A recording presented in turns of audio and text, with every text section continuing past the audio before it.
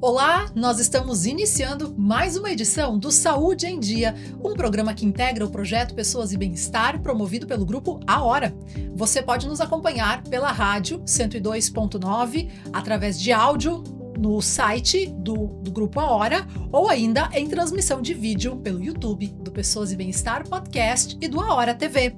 Segue o nosso perfil lá no Instagram, @Pessoas e Bem-Estar. Eu sou a Aline Lachnet, muito obrigada pela tua companhia. Este programa tem o patrocínio do Instituto Coluna em Movimento, da Revita Leve, Farmácia e Manipulação, do Laboratório Hermann, da Donum Saúde Integrada, da Clínica Xavier, da Nova Imagem, Dr. Marco Seferin, cirurgião de cabeça e pescoço, Lopes Clínica de Olhos, Fernanda Buren Clinic, Sunday Village Care, Sesc, Copelli e Instituto Núteus. Hoje nós vamos falar sobre câncer de mama. E quem vai tratar deste assunto com a gente é a doutora Lívia Gravina, médica oncologista, e também a doutora Daiane Bonella Coutro, médica ginecologista e mastologista. Sejam muito bem-vindas, doutoras. Obrigada, Aline. Sempre um prazer estar aqui. E é uma honra falar sobre esse tema. Acho que outubro talvez é o mês mais impactante em relação a gente conseguir uma prevenção modificada justamente por trazer mais informação à população. É uma honra estar aqui. Não podemos deixar de falar deste tema no mês de outubro, né, doutora? Não podemos. Seja bem-vinda, doutora Daiane. Obrigada, Aline. Obrigada a todos, né? Eu gostaria de começar perguntando: por que ainda e sempre é importante a gente falar sobre o câncer de mama? Nas considerações de vocês. Olha, o câncer de mama, excetuando-se o de pele não melanoma, é o câncer mais comum, mais frequente na mulher. Então, eu acho que isso responde à pergunta, sim. Então, por que se tem que se fazer essa prevenção? Porque ele é o mais frequente. Então, por isso é importante a gente falar dele todas as vezes, né? Por mais que a gente faça, por mais que todo mês de outubro, e o mês de outubro é importante porque aumenta a quantidade de exames que são feitos. Ah, perfeito. Isso sim, isso se comprova que aumente, que as mulheres elas procuram mais o atendimento por causa da campanha.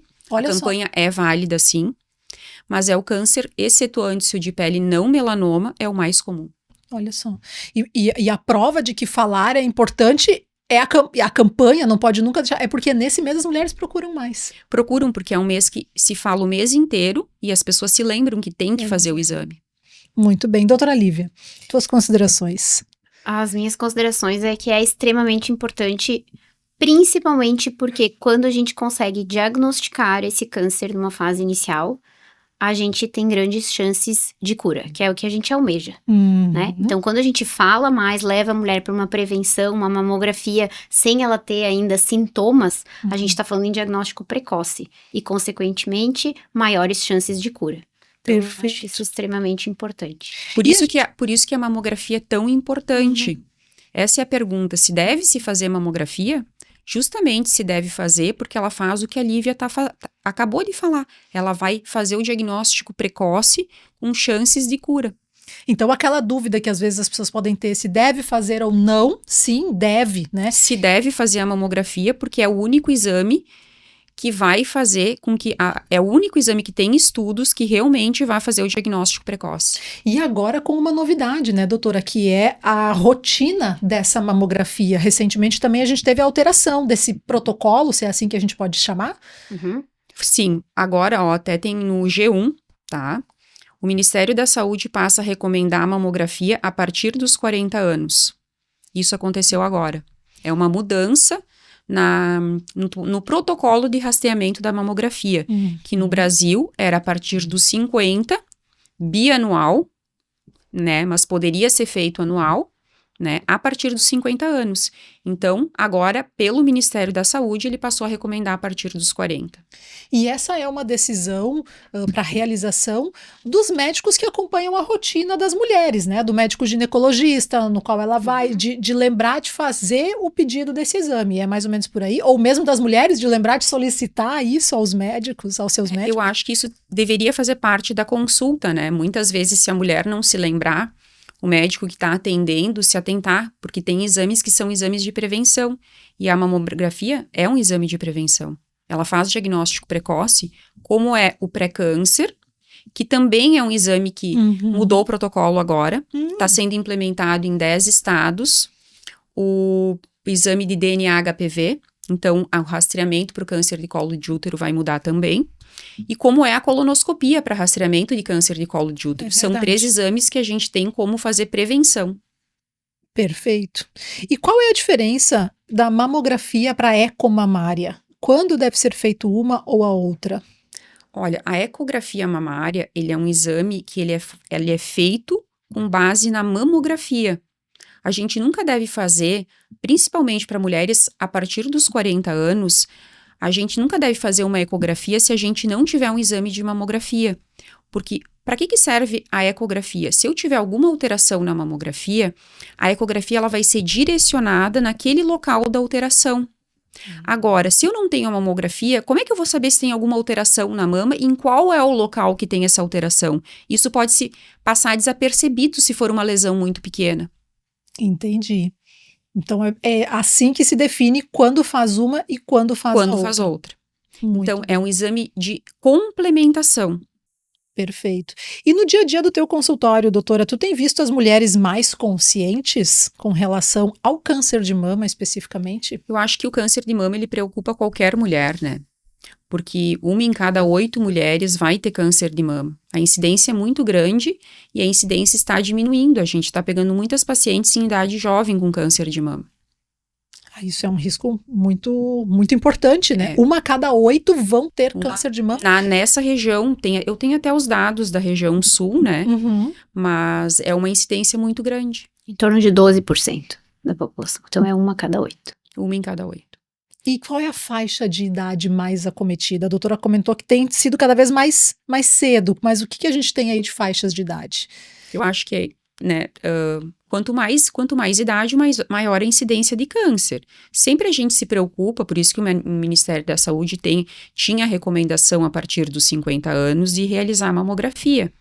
Mas o que acontece? As mulheres mais jovens também estão tendo câncer de mama. Isso tem relação com os fatores de risco do câncer. Doutora, por que está acontecendo isso? Na tua observação, por que cada vez mais as mulheres jovens têm fatores de risco, né? Então, eu acho que antes de entrar diretamente em fatores de risco, complementando o que a doutora Daiane falou, a gente tem sim, comprovadamente, um aumento comprovado em incidência do câncer de mama em mulheres abaixo, inclusive, né, dos 50, 40 anos. Teve um estudo publicado pela Universidade de Maringá, alguns pesquisadores que avaliaram isso, e essa publicação é de 2021.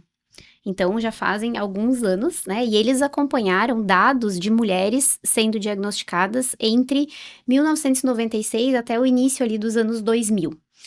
E quando eles acompanharam, eles conseguiram nos trazer de dados que o aumento da incidência ele ocorre nas pacientes também mais jovens, inclusive um aumento até mais rápido do que nas pacientes com mais idade. Então, a gente já tinha essa preocupação, como a Daiane falou, que as pacientes com mais idade têm exposição, inclusive em relação, né, fatores hormonais, enfim, que é o câncer de mama que a gente mais falava, mais comumente explicava, trazia para as rodas de conversa sobre prevenção, mas a gente começou a identificar um padrão diferente agora dessa incidência, que é nas pacientes mais jovens. Então, essas pacientes mais jovens estão tendo câncer de mama e essa incidência, ela está aumentando progressivamente, de forma mais rápida. Então, a gente está tendo mais casos em pacientes mais jovens e esses casos estão aumentando. Tanto é que, abaixo ali dos 50 anos, a gente tem em torno de 20 a 25% de todos os casos de câncer de mama. Então, com essas observações dos últimos anos e estudos, eu citei um estudo, mas existem vários outros, né? Com essa mudança na epidemiologia, que é o comportamento da doença na população, como ela se incide na população, acho que muito essa sugestão do Ministério da Saúde, né, que foi divulgada ontem, que a Daiane trouxe, de trazer a mamografia, eles sugerem que a mamografia seja incorporada, então ela vai ser incorporada, né, para a realização acima já a partir dos 40 anos.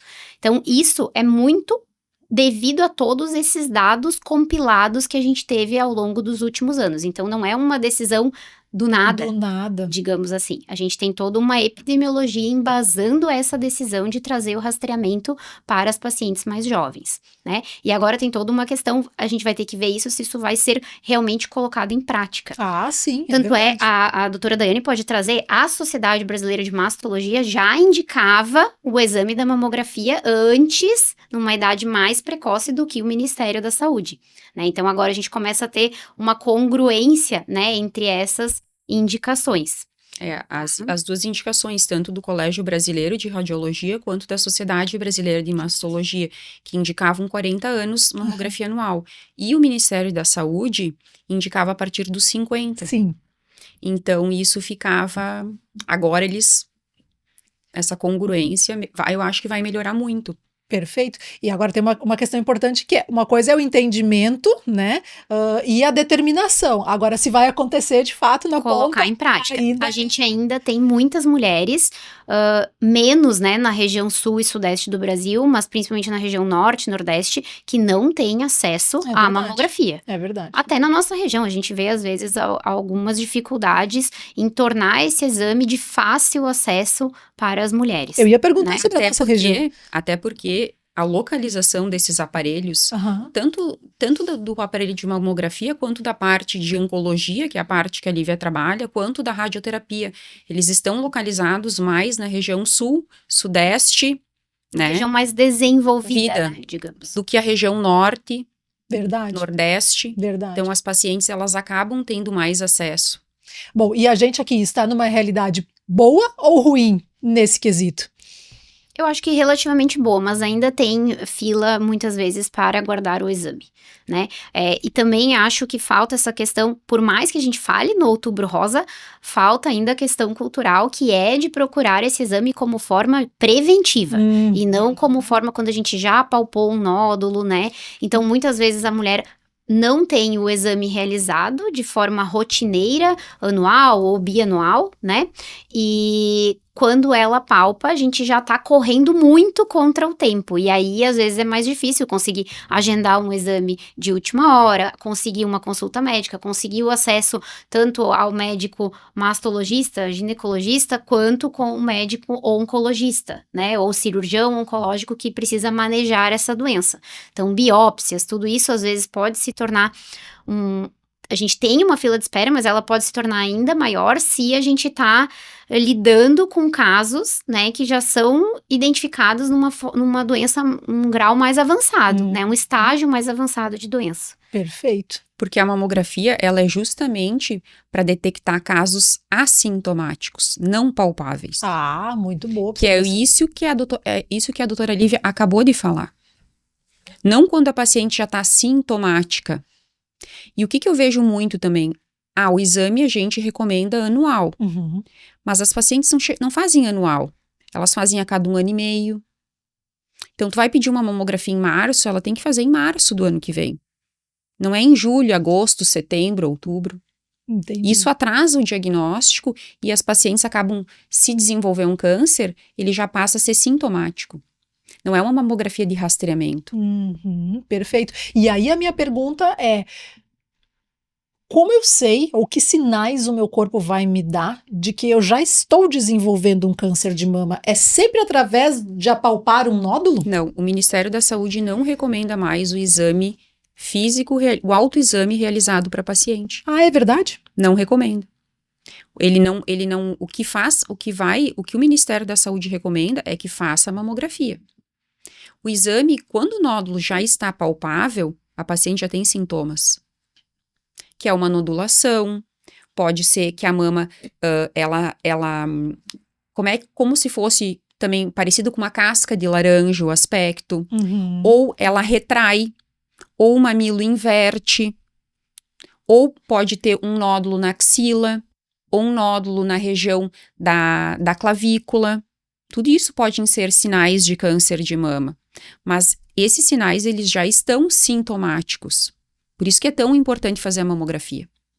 Porque não existe algo antes, assim, que eu consiga sentir, ou ver, ou tocar, antes de ser quase tarde demais, assim. Se um câncer, tu vai achar que tu tem um nódulo, por exemplo, de 1 centímetro, e que tu vai palpar ele. Só que se esse nódulo tiver 1 centímetro e ele estiver lá atrás da tua mama, tu não vai palpar ele. Só se ele estiver muito próximo da pele. Sim. Então, ele pode ter 1 centímetro, 2 centímetros, 3 centímetros. Se ele tiver, dependendo da localização que ele tiver na mama, tu não vai palpar. Então, não adianta o autoexame, ele pode não fazer o diagnóstico, dependendo da localização que esse nódulo estiver. Muito bom. E existem também os nódulos, os benignos e os malignos, né? Existe sempre essa questão dos nódulos benignos e os malignos.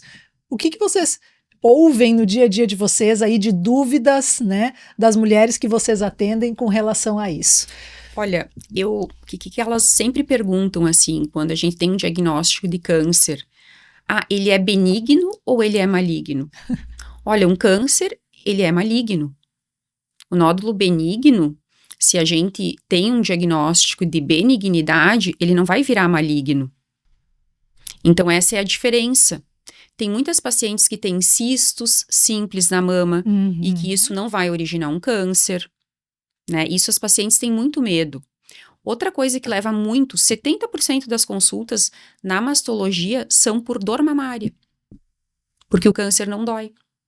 O câncer só vai dar dor quando ele estiver em estadio avançado da doença. É quando ele estiver lá com a Lívia, já não tá mais nem comigo. Né? A doença já se disseminou para fora da mama e ela já está em outros locais e que isso vai causar dor. Interessante. Então, geralmente a pessoa ela vem consultar, as pacientes vêm consultar por dor, mas geralmente isso não está relacionado com câncer. Muito bom. Mas o câncer de mama tem cura, doutora Lívia? O câncer de mama tem cura, especialmente se a gente diagnostica em um estágio inicial. Então, quando a gente está falando em diagnósticos, né, no estágio 1 do câncer, a gente pode ter porcentagens de até 95% de cura. Principalmente o estágio 1, ele se subdivide, mas principalmente quando a gente fala de nódulos abaixo de 1 centímetro. E aí, reforçando, a gente só vai ter diagnóstico de nódulos abaixo de 1 centímetro, a grande maioria das vezes, vistos em um exame preventivo de mamografia. Não é uma paciente que está palpando um nódulozinho de 1 centímetro, né? Às vezes esse nódulo é mais em outra região que a gente não consegue palpar. Então, de novo, quando a gente faz a mamografia, a gente procura áreas no exame da mamografia. Ele só não vai ver nódulos. A gente vê alguns componentes, por exemplo, quando a doutora Daiane abre lá uma mamografia, me corrige se eu estiver falando errado, mas ela olha a imagem, né, o radiologista também, mas ela olha a imagem, e aí existem, por exemplo, microcalcificações, que não é um nódulo especificamente, mas se elas estão agrupadas, as características dessas microcalcificações, ali a gente às vezes já vai indicar uma investigação, às vezes, invasiva, que a gente diz que é a biópsia, por exemplo. Então, nem sempre tu vai ter um nódulo específico já formado. E é nesses casos, muitas vezes, então, que a gente consegue fazer o diagnóstico de lesões pequenas. Então, abaixo de 1 centímetro, a gente consegue essas taxas de cura que a gente fala, 95%. Um outro dado que é importante é, quanto maior o tamanho do tumor primário, o tumor na mama, mais a gente sabe que é o risco de mortalidade pela doença. Então, quando uma coisa é a gente receber a paciente com 1, 2 centímetros de lesão, outra coisa é receber a paciente com lesões volumosas, às vezes acometendo toda a mama, às vezes com áreas que já alteram a pele, ulceração. A gente pega com frequência ainda, infelizmente, lesões de 5, 6, 7 centímetros. Então, diretamente relacionado ao tamanho do tumor, a gente tem a chance de morte por essa doença. Então, de novo, quanto antes a gente conseguir ver lesões menores, mais a gente consegue dar chances de cura. E mais, quando a gente está falando em lesões pequenas, depois talvez no próximo bloco a gente vai abrir isso melhor, a gente consegue falar do tratamento menos invasivo. Então, Perfeito. quando a gente tem lesões pequenas, que são, por exemplo, cânceres, né, que a gente diz, entre aspas agora, falando, né, para o público mais leigo, se alimentam só de hormônio, digamos assim, que a gente vê isso lá nos nossos exames, a gente pede imunistoquímica, biópsia, vê as características desse câncer. Muitas vezes, nessas lesões menores, a gente vai poder indicar somente o tratamento lá com comprimidinhos, né, depois, claro que fez a cirurgia, Sim. uma rádio local, mas não precisa, muitas vezes, expor a paciente a quimioterapia. Então, quando a gente fala de diagnóstico precoce, a gente também está com o intuito de poupar a exposição dessas pacientes a tratamentos mais agressivos e que geram mais efeitos colaterais, né? E sequelas também, né? Consequências ao longo da vida. Sem dúvida, isso faz muita diferença. Faz muita diferença. Até na questão da paciente, em questão a nível de trabalho, da vida pessoal da paciente. Manter a vida normal. Né? Um diagnóstico precoce, ele mantém a vida da paciente normal. Sim. Vocês falavam sobre o desenvolvimento do tumor, e a doutora Daiane fez em algum momento a menção a dizer que se tem que repetir em 1 ano, não é em 1 ano e 6 meses, né? E aí eu fiquei pensando, esse é um tumor que se desenvolve muito rápido? Olha, às vezes depende.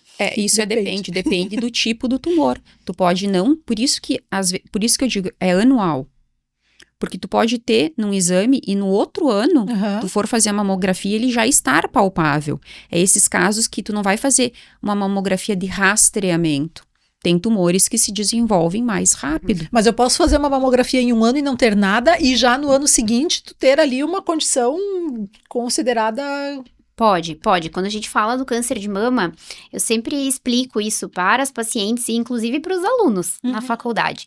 A gente não tá falando de uma doença específica. Então, assim, quando a gente fala de câncer, a gente já fala de centenas de subtipos de cânceres, então são várias doenças diferentes, comportamentos biológicos diferentes, e quando a gente fala do câncer de mama, dentro do câncer de mama a gente tem diversos subtipos. Então tem aquele câncer mais indolente, mais característico da senhorinha, da vozinha, que estava com a nodulação, não palpava, às vezes não mostrou para a família, a gente diagnostica, mas ele tem um comportamento, às vezes está ali com ela, às vezes há anos. Olha só. Muitos meses. Tem o câncer que a gente que não tem, né, receptores para hormônios, né, e nem outras proteínas específicas, como uma proteína bem importante que se chama HER2. Esses cânceres que não apresentam essas proteínas, eles são chamados de triplo negativos. Esses cânceres já são com um comportamento mais agressivo. O grau lá das células já vai ser um grau maior, não se parece tanto com o tecido mamário, essas células se multiplicam mais. Quando o patologista olha, ele já consegue dizer que esse câncer é mais agressivo. Esses cânceres podem crescer rapidamente, em semanas, dias, semanas. Então, a gente pode sim ter muita diferença entre os subtipos do câncer de mama. Por isso, a gente não pode passar o tempo quando a gente está dizendo, né, ou orientando que os pacientes façam o exame anualmente. Quando a gente fala de prevenção, é realmente manter a rotina. Seguir anual. Para você que está nos acompanhando, a gente volta em 3 minutos. Antes, vamos lembrar e agradecer aos nossos parceiros patrocinadores deste programa. Donum Saúde Integrada, agende a sua consulta na Donum e tenha apoio na busca por saúde e qualidade de vida. Revita Leve, farmácia e manipulação, cuide deste lugar bonito chamado você. Clínica Savier, saúde e bem-estar são prioridades com atendimento acolhedor e especializado. Instituto Coluna em Movimento, tratamento para hérnia de disco, nervo ciático, sem medicação ou cirurgia, com resultado imediato e duradouro. Laboratório Hermann, a confiança que você precisa, o cuidado que você merece. E Copele, o novo centro de referência em câncer de pele do Rio Grande do Sul, com sede em Lajeado. Intervalo, já voltamos. Espaço Terapêutico Luz Down. Mais que aliviar dores, é regenerar corpo e alma. Reiki, acupuntura, barras de axis, constelação familiar, yoga e muito mais. Reconecte-se com sua essência. Espaço Terapêutico Luz Dalma. Agende sua avaliação. No No Sunday Village Care Residencial para idosos, seus pais recebem cuidado 24 horas, atenção especializada e carinho todos os dias. Cada morador vive com autonomia, segurança e qualidade de vida. Sunday Village Care. Cuidar de quem cuidou de você é o maior gesto de amor. Chegou a Copele, centro especializado em câncer de pele em Lajeado. Tecnologia avançada, estrutura completa e médicos preparados para cuidar de você com qualidade e atenção. Saiba mais em copele.com.br. Copele, excelência no cuidado com a sua pele. A partir dos 25 anos, o corpo reduz a produção de colágeno cerca de 1% ao ano. Na Fernanda Beurin Clinic, ciência e tecnologia se unem para estimular essa proteína naturalmente. Mais que estética, é cuidado com saúde, autoestima e bem-estar. Nos siga no Instagram, @Fernanda Beurin Clinic. A Clínica Estrela Brasil cuida da sua audição com as melhores marcas de aparelhos auditivos, acompanhamento personalizado e tecnologia com mais de 25 anos. Agende sua consulta e acesse clinicaestrelabrasil.com.br. Problemas com sono, ronco, cansaço excessivo durante o dia? Em Lajeado tem uma clínica especializada. Conheça a medicina do sono, tecnologia, conforto e precisão no diagnóstico. Realiza exames de polissonografia, eletroencefalograma e eletroneuromiografia. Acesse o Instagram Medicina do Sono RS e saiba mais. Cuidar da saúde da sua família é essencial. Com o Dr. Juliano Moreira, médico da família, você tem um cuidado integral, humanizado e voltado ao tratamento e à prevenção em todas as fases da vida. Agende sua consulta. Sua pele mais bonita e elegante, mesmo com o passar do tempo. Com a doutora Thaís Cachafeiro, dermatologia é sinônimo de cuidado, naturalidade e resultados seguros. Agende sua avaliação. Acesse o Instagram dermato_Thaís e saiba mais. Percebeu algum nódulo no pescoço? Tem alguma dificuldade de engolir? Fique atento aos sintomas, porque pode ser um problema na tireoide. Isso tem tratamento e o diagnóstico médico é fundamental. Dr. Marcos Seferin, cirurgião de cabeça e pescoço. Referência em cirurgia da tireoide. Contate pelo 996363788. Confie o cuidado da sua visão ao médico oftalmologista, o único profissional competente, capacitado e habilitado para cuidar com excelência do seu sentido mais precioso. Lopes Clínica de Olhos. Diretor técnico Dr. Pedro Henrique Lopes, médico oftalmologista, especialista em cirurgia de catarata e refrativa laser, CRM 38482. Lazer pede disposição e mais tempo em família. Pede, lazer pede energia pra treinar na academia. Lazer pede aventura, pede diversão. Lazer pede experiência e conexão. Lazer pede Sesc, lazer pede Sesc, lazer pede Sesc, pede. Lazer pede Sesc. O que o seu lazer pede? Pede Sesc. Na Clínica Xavier, seu bem-estar e saúde são nossas prioridades. Atendimento especializado em endocrinologia, periodontia e implantes dentários, com todo o cuidado que você merece. Tratamentos personalizados para uma vida com mais qualidade, onde cada detalhe é pensado para cuidar de você. Clínica Xavier, saúde que transforma a sua vida. Cuidar da saúde está no DNA da Dono. Com saúde preventiva individualizada, medicina de precisão e nutrigenética, oferecemos o que há de mais avançado para o seu bem-estar. Painéis genéticos e exames moleculares com atendimento humanizado. Dono, saúde integrada. Agende sua consulta. Precisa de ressonância magnética? No Centro de Diagnóstico Nova Imagem em Teutônia, seus exames são avaliados por radiologistas especializados com laudos precisos, credenciados pelos principais convênios como IP e Unimed e com agendamento facilitado. Nova Imagem, atendimento humanizado e tecnologia de ponta. Agende agora, novaimagemc.com.br. Busca qualidade e confiança para os seus exames laboratoriais. Há mais de 60 anos, o Laboratório Hermann usa conhecimento e tecnologia para garantir resultados precisos e rápidos. Laboratório Hermann, a confiança que você precisa, o cuidado que você merece. Acesse labhermann.com.br.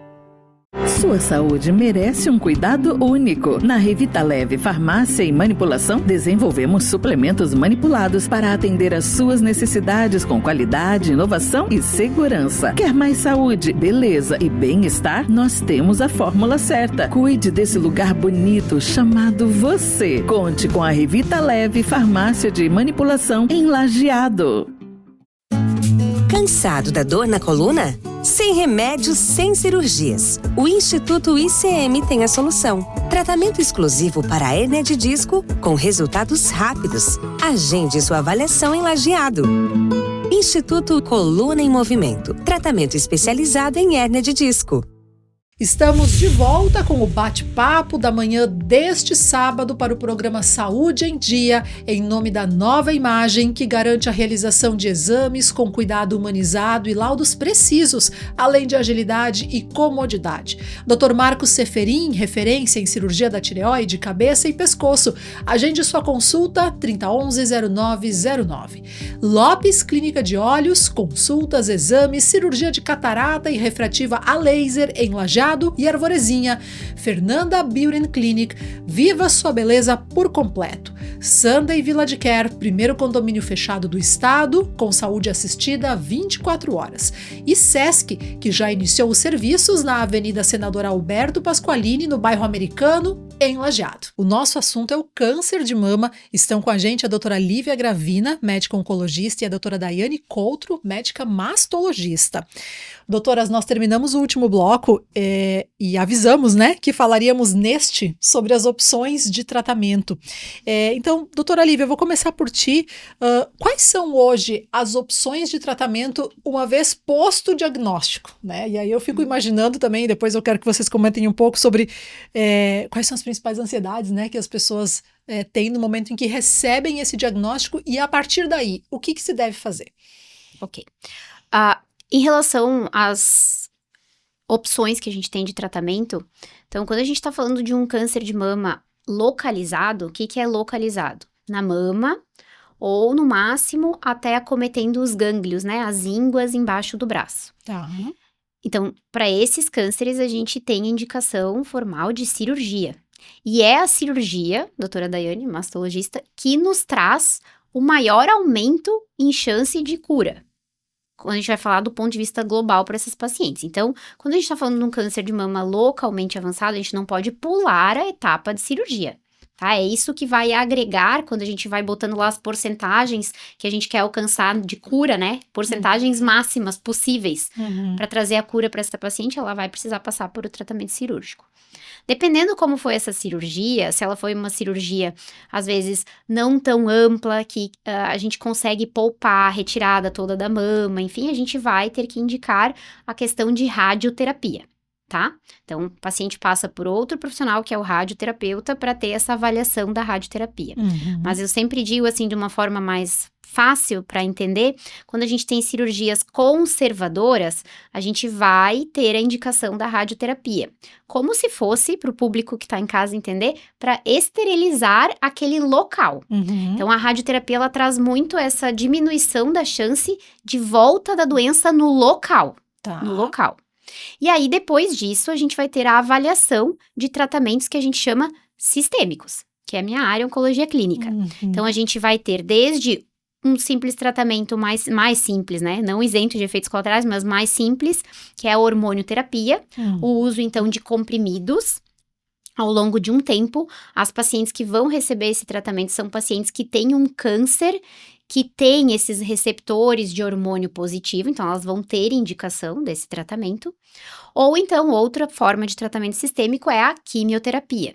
De forma bem ampla, tem alguns cânceres mais agressivos que a gente vai precisar fazer quimioterapia, mesmo em lesões menores.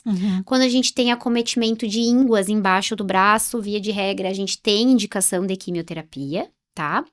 E para alguns casos, né, e na doença avançada, quando a gente já tá falando de doença que saiu, né, da mama, acometeu as ínguas e, além disso, foi para outros órgãos que a gente chama as temidas metástases, né? Quando a gente tem o estágio 4 da doença, nessas pacientes, via de regra, a gente vai ter indicação de quimioterapia. A gente tem algumas terapias-alvo, terapias mais modernas. Então, às vezes, a gente pode associar uma hormonioterapia com uma terapia mais moderna. Por exemplo, a gente chama, né, inibidores de ciclina, são novos comprimidos que, às vezes, a gente pode colocar junto com a hormônio para tentar poupar ou adiar um pouco a exposição dessa paciente à químio.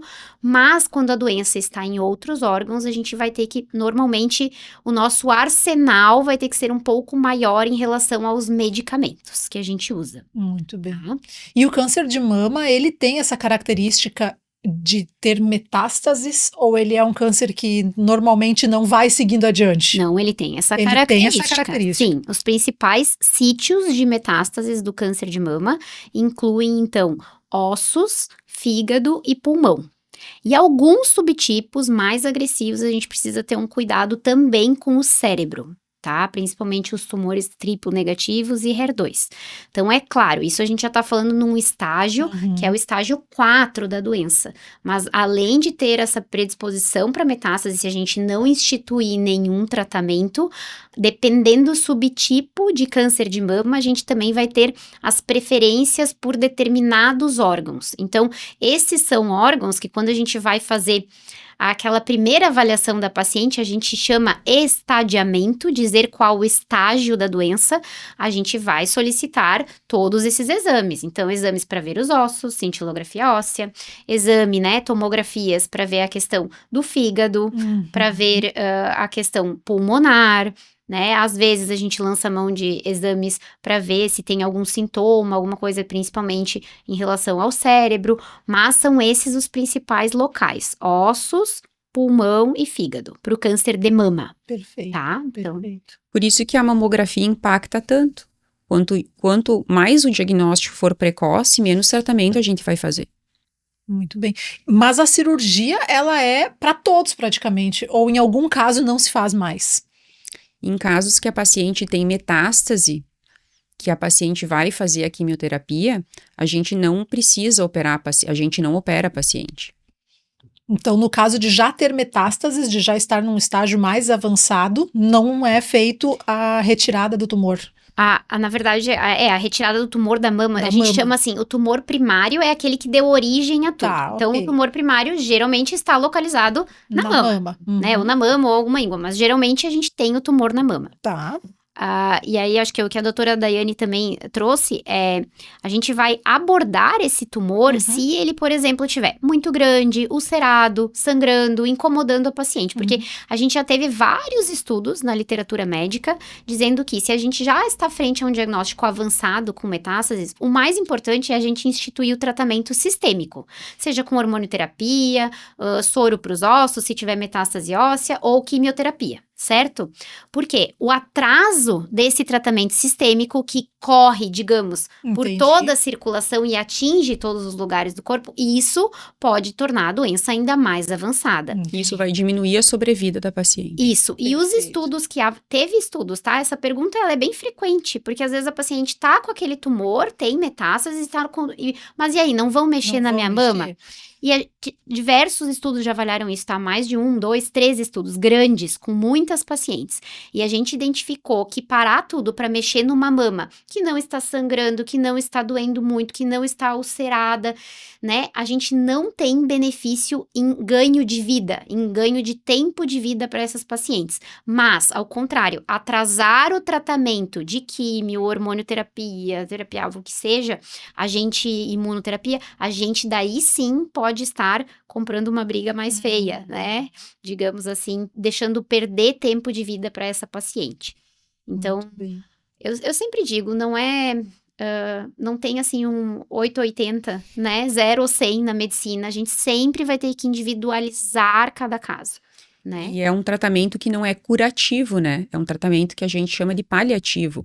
A paciente que ela tem metástase, a gente não vai conseguir curar o câncer, mas a gente tem como conseguir prolongar a sobrevida e com qualidade de sobrevida. Então, não necessariamente a gente vai precisar operar a mama. Muito bem. E quais são as principais ansiedades, doutora Daiane, que aparecem lá no teu consultório no momento do diagnóstico? Eu acho que a principal, assim, a partir do momento que tu dá o diagnóstico, a paciente, ela tem essa questão do câncer, né? Ele virou, em muitos casos, uma doença crônica, como é uma hipertensão, como é uma diabetes. Só que é uma coisa que tem muito um estigma ainda de medo, que tu recebeu o diagnóstico e que tu vai morrer. Não que seja uma doença crônica e que tu vai ter que seguir um acompanhamento por uma equipe multidisciplinar, com o mastologista, com o oncologista, com o radioterapeuta, com a nutricionista, com a fisioterapeuta, né? Então, é uma doença crônica. Então, é isso que eu vejo para as pacientes. Aí eu sempre pergunto, tu acha que tu vai morrer? Eu sempre faço essa pergunta. Olha, talvez tu morra de outra coisa. Porque a incidência de acidente de trânsito é muito maior. Olha só. Então é importante também tranquilizá-las de que não é o fim da história ali, né? É que o câncer, ele impacta muito na parte psicológica do paciente. Sim, e por isso da importância de um acompanhamento multidisciplinar, né? O que eu sempre ouço muito falar sobre isso e eu gostaria que vocês trouxessem também o que vem a ser esse acompanhamento multidisciplinar, né? E por que ele é importante. É que a gente não consegue tratar sozinho um câncer de mama. Não é em qualquer cidade que a gente consegue trabalhar. Por exemplo, eu como mastologista, eu tenho que trabalhar numa cidade que ela comporte uma equipe multidisciplinar, porque a paciente ela não vai precisar só de cirurgia, ela vai precisar de um serviço que tenha uma equipe de oncologia, que tenha uma equipe de radioterapia, que eu disponha de exames para fazer nessa paciente, que eu disponha de um bloco cirúrgico, que eu disponha de medicina nuclear. Isso a gente tem aqui no hospital. O hospital dispõe de todo esse sistema para a gente trabalhar. Então, não é em qualquer lugar que a gente consegue. Somos privilegiados, então, aqui por isso. Com certeza. Até eu não sou daqui e a gente... Claro que ainda quando eu me formei, a gente pode escolher alguns lugares para trabalhar, mas não é todas as cidades que dispõem de toda essa estrutura para te trabalhar com câncer. Então, e outra, só tu operar a mama, essa paciente ela não vai ficar curada do câncer, ela precisa do tratamento complementar. Então, por isso que a equipe é muito importante. E de um acompanhamento de psicólogo e de nutricionista e todos esses multiprofissionais também, né? Eu diria que vem junto. Extremamente importante. Eu não vejo hoje a gente trabalhando de uma forma que a gente consiga bons resultados sem o apoio, quando a gente fala, né, multidisciplinar, não é só a equipe médica, não é só patologista, radiologista, mastologista, oncologista, radioterapeuta e também agregar essas outras equipes. Então, eu preciso de uma nutricionista trabalhando em conjunto, tanto durante o tratamento, até às vezes para ajuda e manejo de alguns efeitos adversos, efeitos colaterais do tratamento, preciso de uma fisioterapeuta. Muitas vezes é adequado que a fisioterapeuta, inclusive, veja o paciente antes mesmo de ir para a cirurgia. Porque muitas vezes a gente consegue trabalhar alguma mobilidade de braço e coisa antes da cirurgia. E no pós-operatório, muito mais importante ainda, né? Porque essa paciente pode ficar com sequelas, ela precisa ser orientada em relação a isso, né? Educador físico. Se a gente tá falando em uma paciente que tá em acompanhamento, depois que fez sua cirurgia, radioterapia, está em hormonoterapia, chance de ganho de peso a gente vê muito, com muita frequência. E isso não é saudável para paciente. Então, um educador físico, né? Às vezes, então, assim, um professor na academia que esteja a par, que conheça sobre isso também, que seja parceiro da gente, isso é bem importante, né, para guiar essa paciente. Suporte psicológico. Então, ontem mesmo, atendi uma paciente mais jovem, assim, a gente conversa sobre isso, né?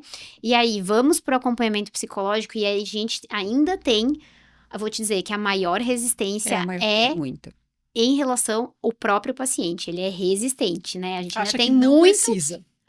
Então, se a gente tem o estigma de falar sobre câncer, o estigma para falar sobre saúde mental é extremamente importante. E muitas vezes, depois a gente vai falar, talvez, sobre prevenção, causas, eu acho que muitas vezes o câncer é a pontinha, eu tenho certeza, que é a pontinha de um iceberg, que a gente precisa entender essa paciente, entender muito da vida dela, porque isso é uma consequência de várias coisas. A gente vai falar de várias causas, multifatorial, pode ter a questão genética, hábitos, mas também a questão de como a gente cuida da nossa saúde emocional. Hoje em dia, a gente fala, vou abrir um parênteses aqui agora, a gente fala muito sobre expossoma, que é todo o ambiente ao qual a gente está exposto. E todo o ambiente ao qual a gente está exposto é todo o ambiente. Não é só o teu ambiente de trabalho, o teu ambiente de casa, mas sim as toxinas que você está exposto, os seus hábitos de vida, a rotina ou não de atividade física, como que é a qualidade do teu sono, porque é durante o sono que faz detoxificação, ao que você está exposto em relação à sua saúde mental, se você tem suporte em relação à sua saúde mental, e tudo isso vai impactar do ponto de vista molecular, lá direto no nosso DNA. Com o conhecimento das ciências que a gente diz ômicas, né, a gente diz genômica, né, metabolômica, a gente entende que todo esse ambiente, ele impacta diretamente lá no nosso material genético. Então, assim, emoções também é uma das coisas que a gente precisa trabalhar. Ah, mas não tem um estudo dizendo que a depressão é fator causal do câncer. Nem vai existir, gente. A gente vai ficar esperando eternamente esse estudo. A gente muitas vezes vai ter a associação disso, mas cabe a gente entender na nossa experiência como são as pacientes que a gente recebe. Então, eu já atendi mais de 1.000, 2.000, não sei quantas mil pacientes. Sim, desde a residência. Desde a residência, são milhares de pacientes. E a gente, quando começa a conversar um pouco mais profundamente, a gente entende que não é somente alguns hábitos de vida específicos, ou hereditários, contexto geral e um somatório de causas. E a saúde mental precisa ser trabalhada. Durante o tratamento, então, muito mais, né? Então, a gente precisa ter um suporte para essa paciente e para os familiares dessa paciente. Então, voltando, equipe multi, psicóloga é extremamente importante, né? Terapia, enfim, para acompanhar e dar suporte. Até porque o câncer de mama, a paciente não vai retirar. Não é só a mama que a paciente perde no tratamento, mas ela pode reconstruir. Mas nesse pouco tempo, ela também vai perder o cabelo. E isso impacta muito na questão da saúde mental. A mulher, o cabelo para a mulher é uma coisa que é assim, ó, é a porta de entrada. A mulher se preocupa muito com o cabelo. Então, é o cabelo, é a sobrancelha, é a mama, é a questão sexual. Verdade. O aspecto como um todo. A mama em si vem a questão da fertilidade, da amamentação. Então, tudo isso impacta na qualidade de vida da mulher e do relacionamento com o casal. Sem dúvida. Então, aquela história que eu ia te perguntar depois nos mitos, né? Se era mito ou não era, mas aquela que diz assim, estresse, mágoa, raiva, pode causar câncer. É mais ou menos isso que a doutora explicou.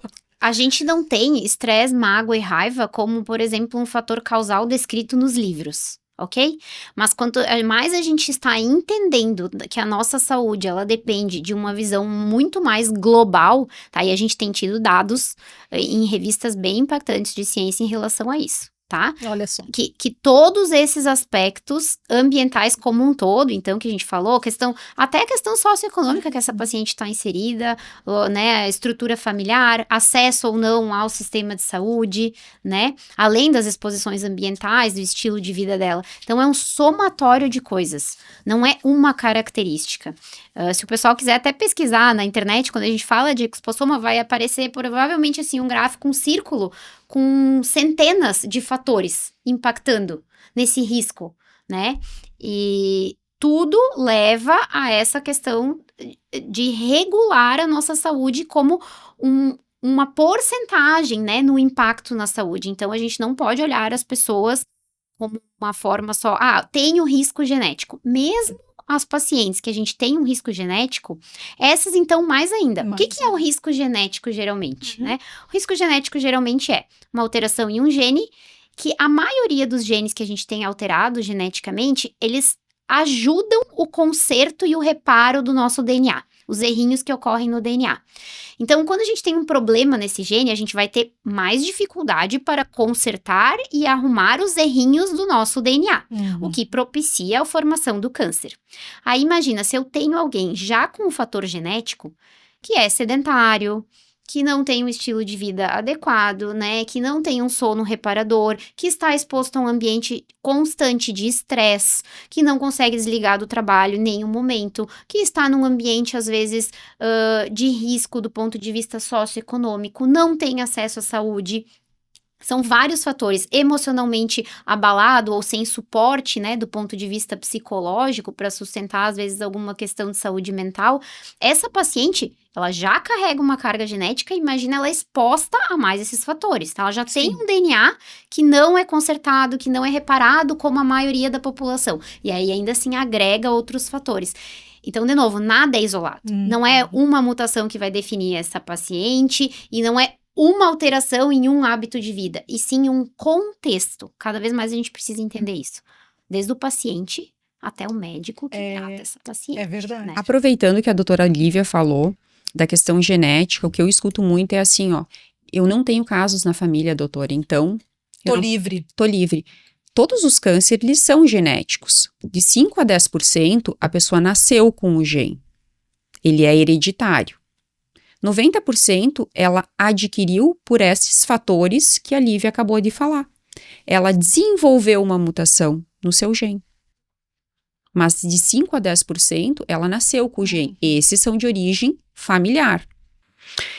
Mas a maioria das pacientes, 90%, não tem história familiar. Olha só. Ou seja, os hábitos de vida, o ambiente... Mas é isso que preocupa. Eu não preciso fazer o exame. Sim. Precisa fazer o exame. E qual é a diferença, doutoras, de tratamento pelo SUS e tratamento na rede privada de saúde? O que muda? Acho Quer falar um pouquinho da cirurgia? Talvez antes. Eu acho que a cirurgia da questão da mama, o que muda mais é a questão de tu ter uma reconstrução junta, né? Porque geralmente a cirurgia plástica, a gente não tem um cirurgião plástico pelo SUS que faça a reconstrução junta, né? Então, acho que da questão da mama não muda muito. O que vai mudar é a questão da oncologia. Isso vai ter muita mudança. Em relação, a gente tem uma discrepância bem grande, né? Porque muitas vezes se fala, a gente consegue dar um bom tratamento no SUS? Sim, a gente consegue. Com os recursos que a gente tem, a gente faz. Eu digo assim, para as pacientes, para as residentes, para os alunos, a gente consegue fazer muitas vezes milagres com os recursos que a gente tem. Então, são duas coisas, né? Uma coisa é realmente o que a doutora Daiane estava falando antes, que é todo o contexto que a gente tem de um serviço. Então, por exemplo, nós aqui somos privilegiados porque nós temos um serviço onde a gente tem, inclusive, reuniões semanais, multidisciplinares, com a presença de todo esse corpo clínico, enfermeira navegadora, médico cirurgião, oncologista clínico, médico radioterapeuta, radiologista, toda sexta-feira. Nós estamos lá discutindo os casos. Independente se essa paciente é do convênio, é particular ou é SUS. Os casos mais desafiadores ou que precisam uma conduta individualizada, eles vão ter essa discussão. Então, em relação ao serviço, a gente consegue realmente fazer manobras muito impactantes, porque a gente tem essa equipe bastante qualificada e estrutura, bastante certo? Unida, Isso. Né? Quando a gente vai falar de medicações, drogas novas, tá? A gente está num atraso muito grande. Então, exemplos, tá? Algumas terapêuticas novas para os tratamentos que são esses respondedores de hormônio, câncer de mama, que responde, né, ao estímulo hormonal. A gente tem, por exemplo, uma classe de drogas que é inibidores de ciclina. A gente tem previsão. Ontem, um dos anúncios do Ministério, né, desse pacote de medidas para o câncer de mama, além da mamografia, foi talvez da inclusão e a sugestão da inclusão desses inibidores de ciclina, que são tratamentos por via oral, comprimidos, que têm um impacto muito grande em relação à resposta que a gente tem de pacientes, né, principalmente pacientes com casos de câncer avançado, não só, mas principalmente com casos de câncer avançado ou com comprometimento de ínguas embaixo do braço, tumores mais agressivos, tá? Esses inibidores de ciclina a gente não tem pelo SUS. Imunoterapia. Então, muitas vezes, né, os pacientes que têm tumores triplo negativos, que é quando a gente tem a indicação de imunoterapia, nos questionam. E a imunoterapia? Eu vi na internet que tem imunoterapia. A gente não tem imunoterapia disponível pelo SUS ainda. em nenhum dos cânceres. Ontem, um dos anúncios foi que talvez a imunoterapia seja incorporada para melanoma. Entre ter o anúncio de uma incorporação de uma tecnologia no SUS e ela de fato, né, o serviço de fato receber a verba e conseguir proporcionar isso para o paciente, em alguns anúncios do passado a gente viu uma discrepância muitas vezes de anos. Olha só. Meses a anos, até isso de fato chegar a gente conseguir expor o paciente a essas novas medicações. Tá? E outra terapêutica bem avançada, então, imunoterapia para triplo negativo a gente não tem, inibidores de ciclina para cânceres que a gente chama luminais não tem, né? São esses respondedores de hormônio. E a outra é para os cânceres de mama que a gente chama HER2 positivo. Existe uma proteína em alguns cânceres de mama, que é a HER2, e esses tumores são chamados HER2 positivo, câncer de mama subtipo HER2 positivo. A gente tem novas medicações que são anticorpos, é uma molécula, um anticorpo que se gruda na célula, e nesse anticorpo tem quimioterapia. Então, o anticorpo só vai se ligar nesse HER2. Então, a paciente que tem um câncer de mama HER2 positivo tem muito dessa proteína, o anticorpo automaticamente se liga, ele é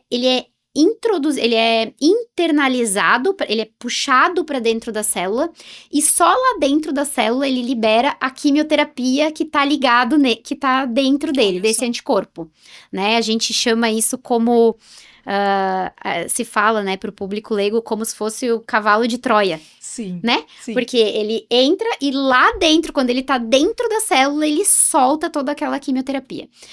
Essas são medicações que a gente chama ADCs, tá? Anticorpos, droga conjugada, eles carregam a químio. Essa é uma tecnologia com muita taxa de resposta, e a gente viu respostas realmente absurdas. A gente não tem disponível pelo SUS e não tem ainda uma previsão rápida disso ser incorporado. Mas existe, então, teria disponível na rede privada, isso sim. Sim, em relação, quando a gente fala de convênios, a gente geralmente tem cobertura. A gente precisa especificar, às vezes toma um pouquinho, né, de laço para essas justificativas, mas geralmente quando bem indicado, que é o que a gente segue lá, os padrões, os estudos, os protocolos, a gente consegue. Então, existe sim essa história de que não existe discrepância entre o tratamento público e o privado, né, seja convênio particular, existe sim essa discrepância. Não é só no câncer de mama. Sim. Todos os cânceres. O que vai mudar no câncer de mama é a questão com essas novas terapias que tem a nível privado, quando a paciente tem até 3 linfonodos, que são os gânglios embaixo da axila positivos, a gente teria que esvaziar a axila. Com essas medicações, a gente evita de esvaziar a axila, causando menos dano, menos sequela na questão de membro superior, de ficar inchado, porque retirando os gânglios, a gente pode ter edema no braço, porque não vai mais drenar.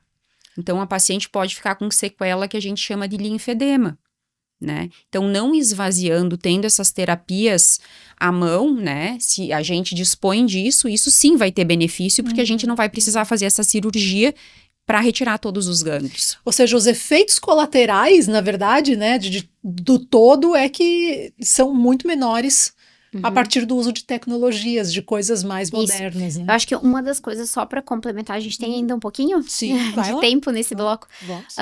A questão também da questão diagnóstica e estratificação do risco dessa paciente. Então, existem hoje alguns testes moleculares, né? Teste molecular, a gente vai olhar lá a nível de genes mesmo da célula do tumor. Então, a gente pode, em pacientes com câncer de mama mais iniciais, sem comprometimento de íngua ou com uma ou duas ínguas embaixo do braço, a gente pode analisar esse material do tumor e mandar para essa análise genética que nos dá uma taxa de risco e o quanto essa paciente se beneficia só com hormônio, só com comprimidinho, sem fazer a químio. Então, quando tem algumas pacientes que vêm com dúvida, esse meu tumor, eu preciso fazer quimioterapia? Às vezes a gente consegue claramente dizer, não precisa. Às vezes a gente consegue claramente dizer, sim, obviamente eu não tenho como omitir a quimioterapia do teu tratamento, mas existem alguns casos que a gente fica como se fosse entre esses dois extremos. E aí a gente tem testes moleculares, alguns convênios liberam, outros não, mas até a maioria, assim, não é uma rotina das pacientes. para as pacientes, e no sistema público a gente também não tem isso. Então, muitas vezes a gente acaba pesando um pouco mais a mão, porque clinicamente, aos nossos olhos, aquela paciente se parece uma paciente de risco. Né? Não é que se parece, ela é uma paciente de risco clínico. Entendi. Uma íngua positiva, uma paciente mais jovem, mas muitas vezes se tu tem acesso ao exame molecular, eu consigo ter aquele dado de uma forma muito mais clara para a paciente. Olha, se a gente não fizer a químio, é X% de chance da gente ter volta recidiva dessa doença. Fazendo, é X, muda. Então, a gente consegue discutir melhor com a paciente. Esses exames moleculares mais modernos, a gente muitas vezes não tem acesso. Até mesmo em ambiente de convênio, é mais difícil a gente conseguir. Mas traria muito benefício em fazer. Sim, sem dúvida, sem dúvida. Para você que está nos acompanhando, a gente volta em 3 minutos. Esta pausa é para lembrar dos nossos patrocinadores: Instituto Coluna em Movimento, Revita Leve, Farmácia e Manipulação, Laboratório Hermann, Donum Saúde Integrada, Clínica Xavier, Nova Imagem, Dr. Marcos Seferin, cirurgião de cabeça e pescoço, Lopes Clínica de Olhos, Fernanda Beauty Clinic, Sunday Village Care, Sesc, Copelli e Instituto Núteus. Intervalo e já voltamos. Há caminhos que só florescem quando trilhados juntos. No Luz da Alma, grupos de yoga, meditação e constelação familiar acolhem sua jornada. Atendimento individualizado ou em grupos. Saiba mais em @espaço.luzdalma. Seus pais dedicaram a vida a você. Agora é hora de retribuir. No Sunday Village Care, cada idoso tem autonomia, saúde assistida 24 horas e equipe especializada. Experimente nossa moradia diária ou permanente. Sunday Village Care. Cuidar de quem cuidou de você é o maior gesto de amor. Chegou a Copelli, centro especializado em câncer de pele em Lajeado. Tecnologia avançada, estrutura completa e médicos preparados para cuidar de você com qualidade e atenção. Saiba mais em copelli.com.br. Copelli, excelência no cuidado com a sua pele. A partir dos 25 anos, o corpo reduz a produção de colágeno cerca de 1% ao ano. Na Fernanda Beauty Clinic, ciência e tecnologia se unem para estimular essa proteína naturalmente. Mais que estética, é cuidado com saúde, autoestima e bem-estar. Nos siga no Instagram, @Fernanda Beauty Clinic. Você sabia que dificuldades auditivas estão ligadas a um maior risco de demência? A Clínica Estrela Brasil alerta que manter uma boa saúde auditiva ajuda a preservar a saúde mental. Agende sua consulta e siga nas redes sociais. Clínica Estrela Brasil. Você tem dor? Então merece uma atenção especializada. Converse com a fisioterapeuta Bárbara Moreira. Ela é especialista em dor crônica. Atendimento personalizado, focado em alívio e prevenção da dor através do movimento. Agende consulta. Sua pele mais bonita e elegante, mesmo com o passar do tempo. Com a doutora Thaís Cachafeiro, dermatologia é sinônimo de cuidado, naturalidade e resultados seguros. Agende sua avaliação. Acesse o Instagram dermato_Thaís e saiba mais. Percebeu algum nódulo no pescoço? Tem alguma dificuldade de engolir? Fique atento aos sintomas, porque pode ser um problema na tireoide. Isso tem tratamento e o diagnóstico médico é fundamental. Dr. Marcos Seferin, cirurgião de cabeça e pescoço. Referência em cirurgia da tireoide. Contate pelo 996363788. Tecnologia, associada à experiência e seriedade no cuidado dos seus olhos e da sua visão, você encontra na Lopes Clínica de Olhos. Consultas, exames e cirurgias em Lajeado e Arvorezinha. Diretor técnico Dr. Pedro Henrique Lopes. Médico oftalmologista. Especialista em cirurgia de catarata e refrativa laser. CRM 38482. Lazer pede disposição e mais tempo em família. Pede, lazer pede energia pra treinar na academia. Lazer pede aventura, pede diversão. Lazer pede experiência e conexão. Lazer pede Sesc, lazer pede Sesc, lazer pede Sesc, pede.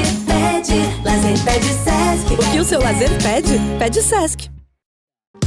Na Clínica Xavier, seu bem-estar e saúde são nossas prioridades. Atendimento especializado em endocrinologia, periodontia e implantes dentários, com todo o cuidado que você merece. Tratamentos personalizados para uma vida com mais qualidade, onde cada detalhe é pensado para cuidar de você. Clínica Xavier, saúde que transforma a sua vida.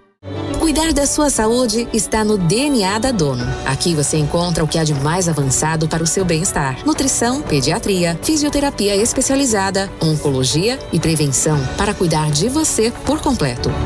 Dono Saúde Integrada. Cuidar da sua saúde está no nosso DNA. Agende sua consulta.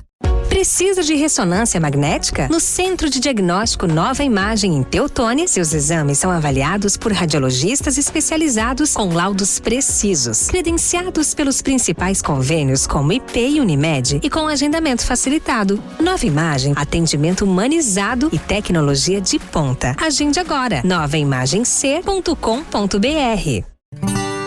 Busca qualidade e confiança para os seus exames laboratoriais. Há mais de 60 anos, o Laboratório Hermann usa conhecimento e tecnologia para garantir resultados precisos e rápidos.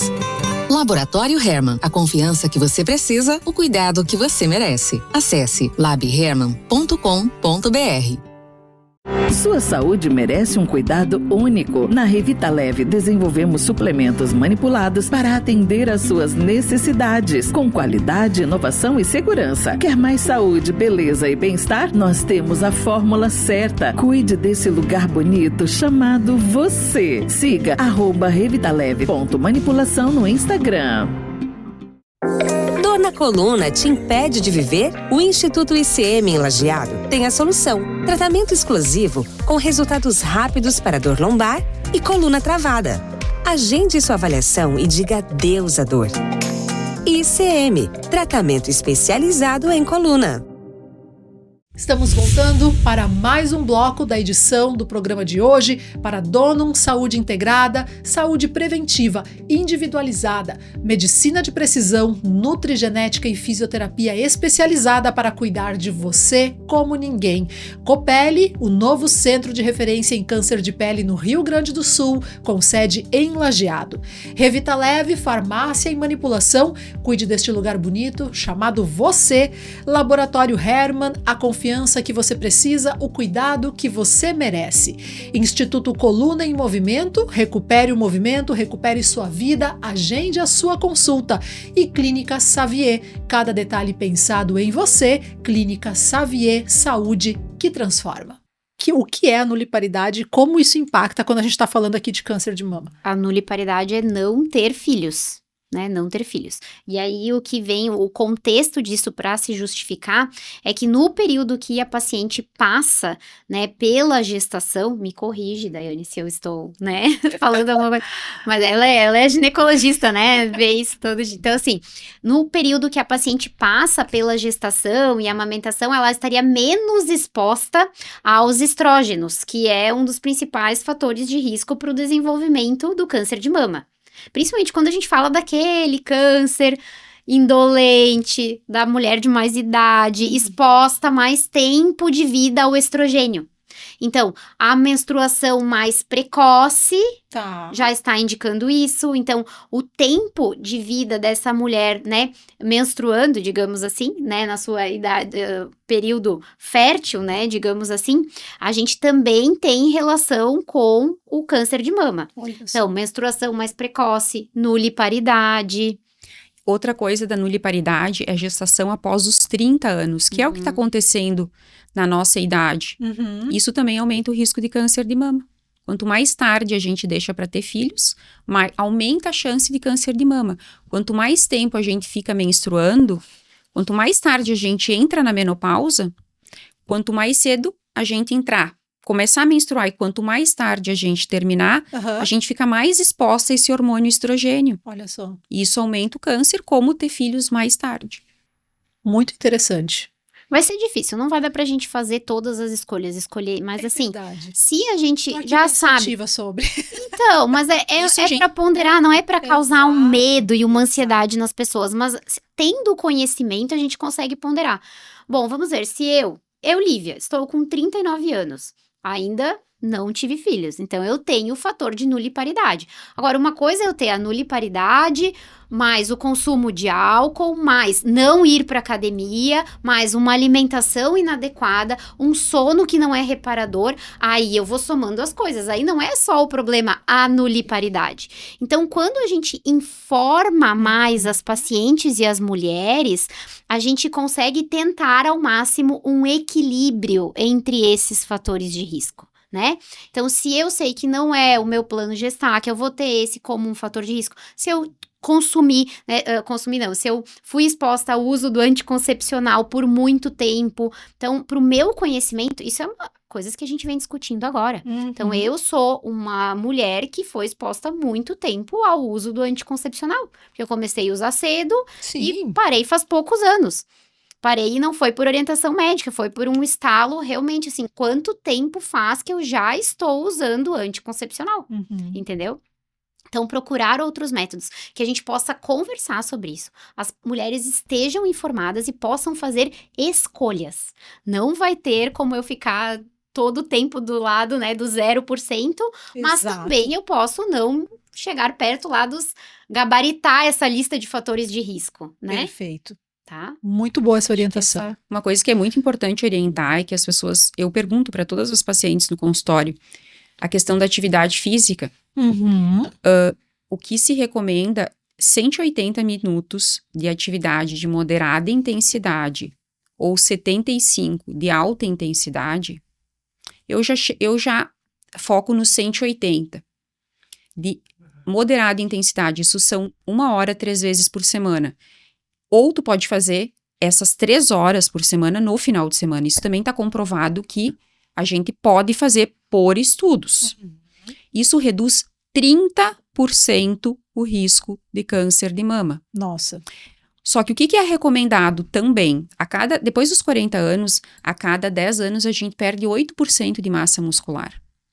Então, não é só as 3 horas de atividade aeróbica, a gente precisa de 2 horas de musculação. Então, as pessoas têm que entender que para reduzir esse risco é exercício quase todos os dias. Só que 30%, às vezes, uma medicação que a gente usa... Não chega nesse. Não chega a 30%. Então, a gente tem um fator a nosso favor que a gente consegue reduzir o risco de câncer de mama, que é a atividade física de moderada intensidade ou de alta intensidade. E é difícil. Assim como a questão psicológica, eu entendo que a maior resistência nas minhas consultas, eu converso sobre exercício físico praticamente em todas as consultas. Eu pergunto para a resistência é gigante. Assim, eu não tenho tempo, a minha rotina não permite, e a gente, na verdade, cria o tempo para as coisas que a gente enxerga realmente a importância, né? Então, obviamente, tem o papel do profissional de bater na tecla e perguntar toda a consulta. E o exercício? Explicar, assim como a Daiane estava explicando, a doutora Daiane estava explicando para nós agora, a importância, da onde que vem isso. Não só dizer, você tem que fazer exercício físico. Por quê? Sim. 30%, então está na mão da paciente, de cada pessoa, né? De fazer isso pela sua saúde, né? E é da mesma forma que a doutora falou antes, é trazer a informação e deixar que as pessoas decidam, né? E façam as suas escolhas. Que eu digo uma coisa, né? Eu tenho filhas, uma coisa é a pessoa ter 7, 8, ser uma criança. Na nossa idade, na minha idade, eu não tenho mais essa opção. Eu tenho que fazer academia. Não é mais não, porque eu não quero fazer. Não tem não querer, tu não tá mais numa idade que tu quer ou não. Não é de querer, né? Tu vai lá e faz e deu. Verdade.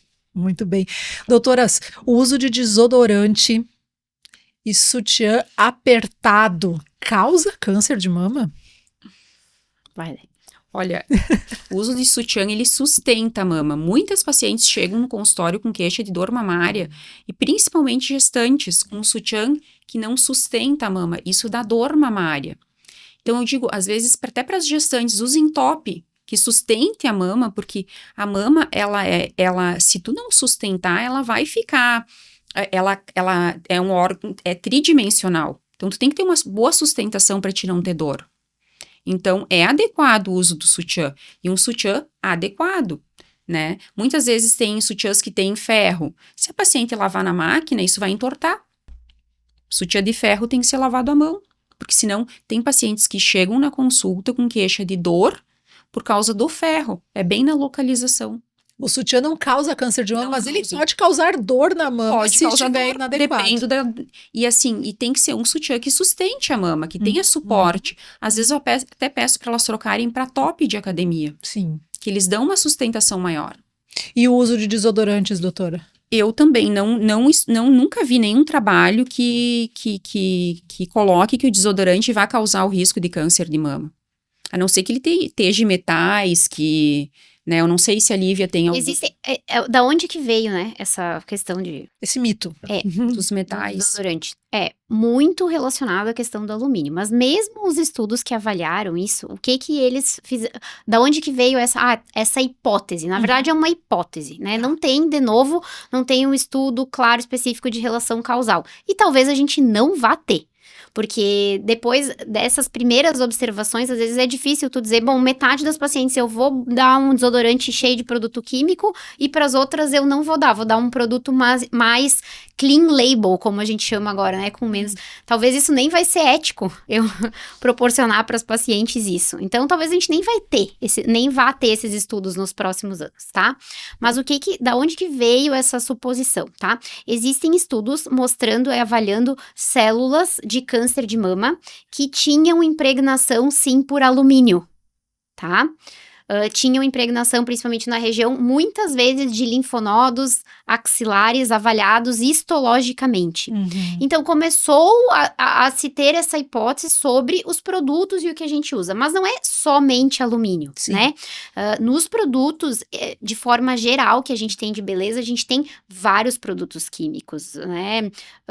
Derivados aí de, né, parabenos, que são realmente substâncias que a gente precisa, ftalatos, que a gente precisa sim evitar.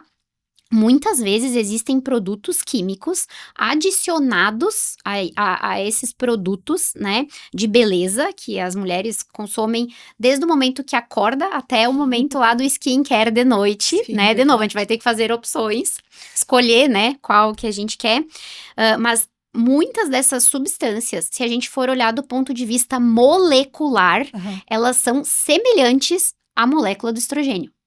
Olha só. Se a gente for olhar a molécula, é muito semelhante. Então, o que se fala é que essas substâncias, e se tem estudos comprovando sobre isso, estudos em grandes revistas, inclusive endocrinológicas, tá? Que eles podem atuar, esses produtos, como disruptores endócrinos, serem muito semelhantes. E aí tem suposições, inclusive, da feminilização, né, mais precoce das meninas que estão expostas a esses produtos de beleza que não são adequados para a idade. Por isso está se falando tanto em skincare em crianças, que a mídia tá... Que elas começam desde o início, uma idade muito precoce. Expostas a todas essas substâncias. Mas assim como é ruim na saúde das crianças, também pode ter um prejuízo na saúde do adulto. Outra coisa é a questão de infertilidade, tanto masculina quanto feminina, na exposição a esses produtos, tá? Então, a questão ali da axila do desodorante, muito eu acho que veio por isso, a gente tem alguns estudos, mas é estudo de bancada, é estudo em célula, mostrando. O que eu oriento? Se a gente pode evitar, por que não? Empresas sérias, tu vai comprar um produto, isso. Eu acho que tu tem que saber o que tu tá comprando. E hoje a gente tem formulações de desodorantes, a gente não precisa não usar desodorante. Sim. Mas tem uma indústria, a gente tem um boom aí de indústrias justamente focadas para produtos que são mais limpos, né? Com menos substâncias. Às vezes não gabarita, não é zero substâncias, mas já mais limpos, tá?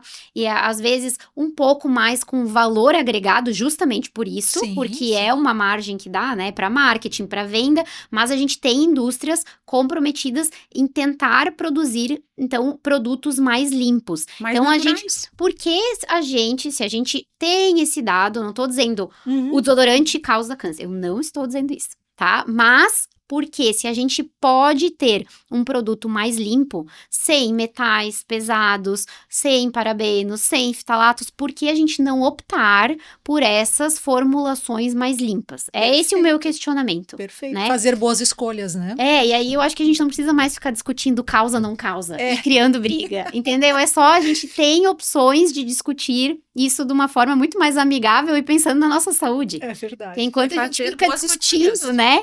o mito verdade, a gente continua passando, talvez, aquele produto cheio de substâncias que a gente poderia optar ou procurar. Prestar atenção, então, ler mais rótulos, né?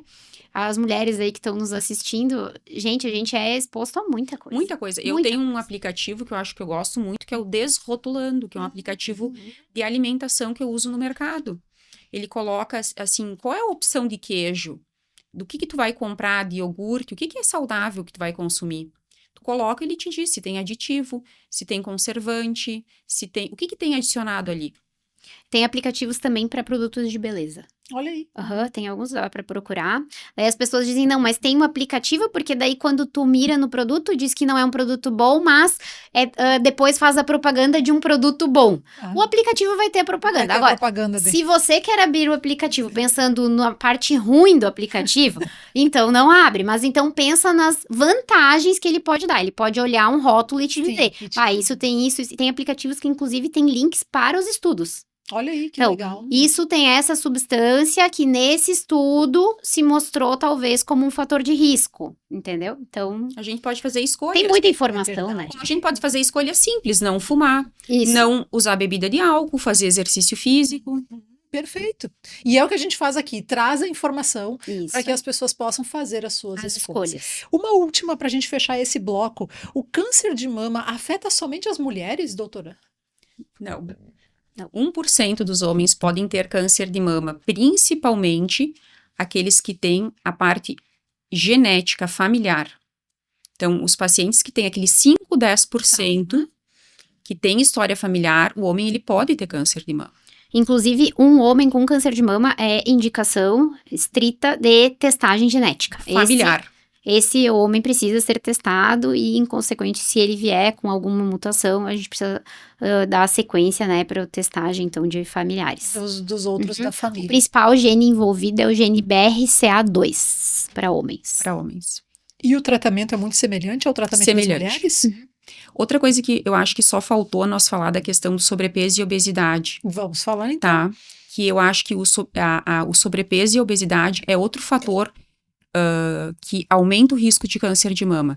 É bebida de álcool, inatividade física e sobrepeso e obesidade. Eles falaram ano passado no Congresso Brasileiro de Mastologia que esses fatores podem estar relacionados ao aumento da incidência em pacientes jovens.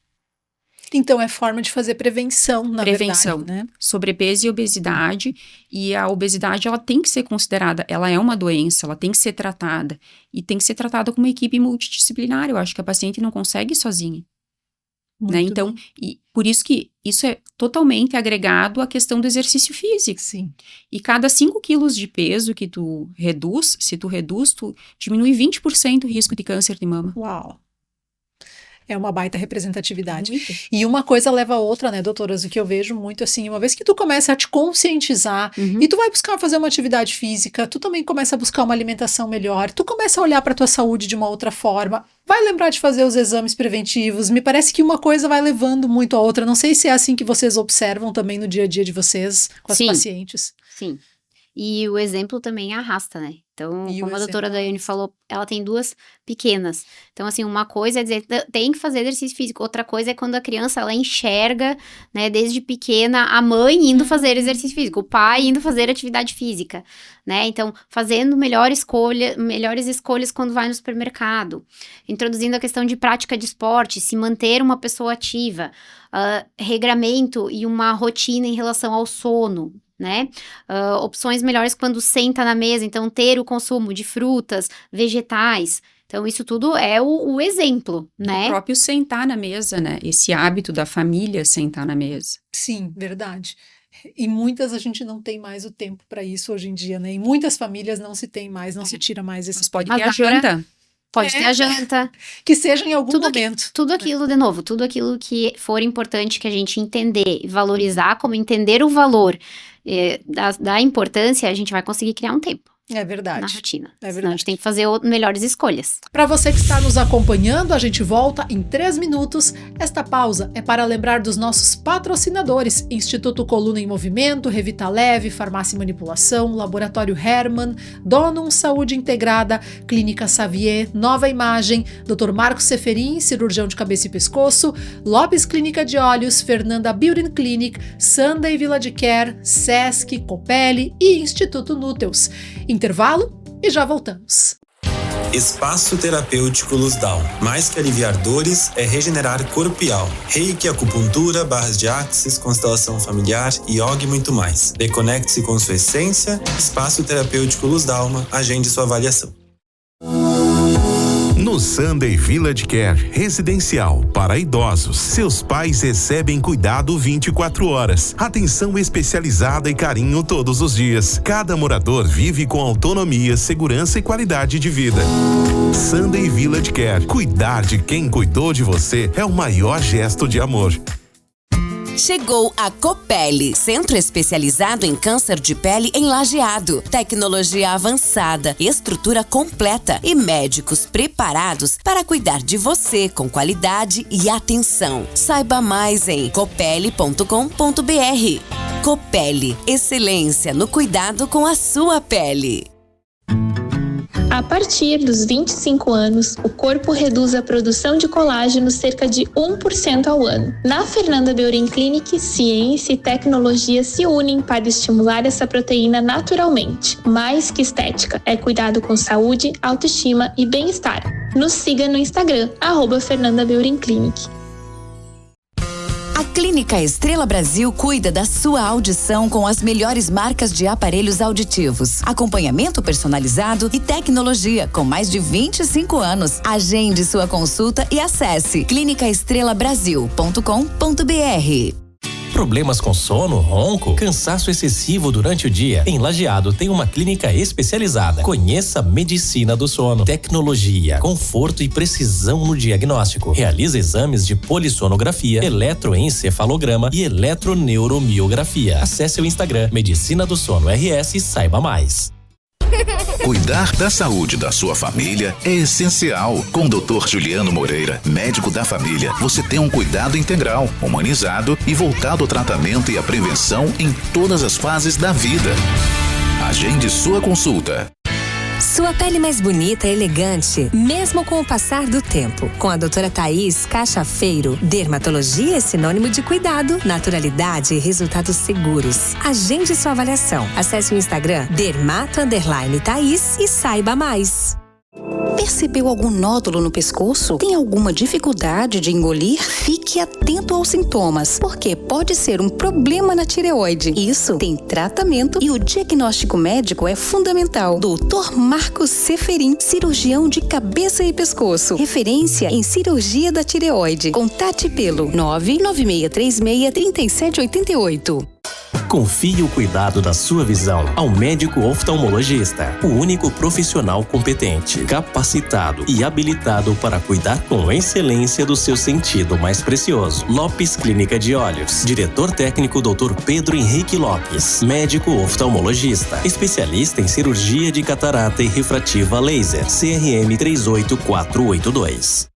Lazer pede disposição e mais tempo em família. Pede, lazer pede energia pra treinar na academia. Lazer pede aventura, pede diversão. Lazer pede experiência e conexão. Lazer pede Sesc, lazer pede Sesc, lazer pede Sesc, pede. Lazer pede Sesc. O que o seu lazer pede? Pede Sesc. Na Clínica Xavier, seu bem-estar e saúde são nossas prioridades. Atendimento especializado em endocrinologia, periodontia e implantes dentários, com todo o cuidado que você merece. Tratamentos personalizados para uma vida com mais qualidade, onde cada detalhe é pensado para cuidar de você. Clínica Xavier, saúde que transforma a sua vida. Cuidar da saúde está no DNA da Dono. Com saúde preventiva individualizada, medicina de precisão e nutrigenética, oferecemos o que há de mais avançado para o seu bem-estar. Painéis genéticos e exames moleculares com atendimento humanizado. Dono, saúde integrada. Agende sua consulta.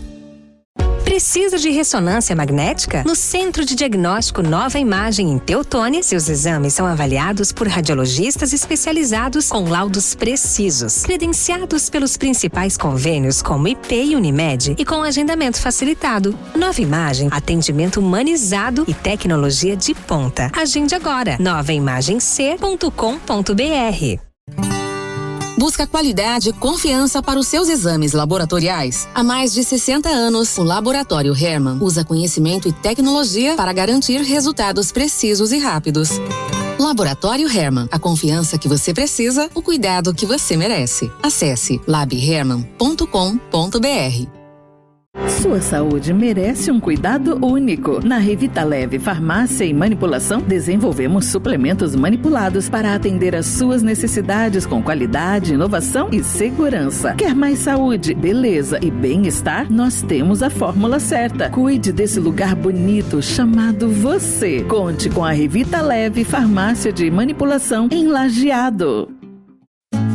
Cansado da dor na coluna? Sem remédios, sem cirurgias. O Instituto ICM tem a solução. Tratamento exclusivo para a hérnia de disco com resultados rápidos. Agende sua avaliação em Lajeado. Instituto Coluna em Movimento. Tratamento especializado em hérnia de disco.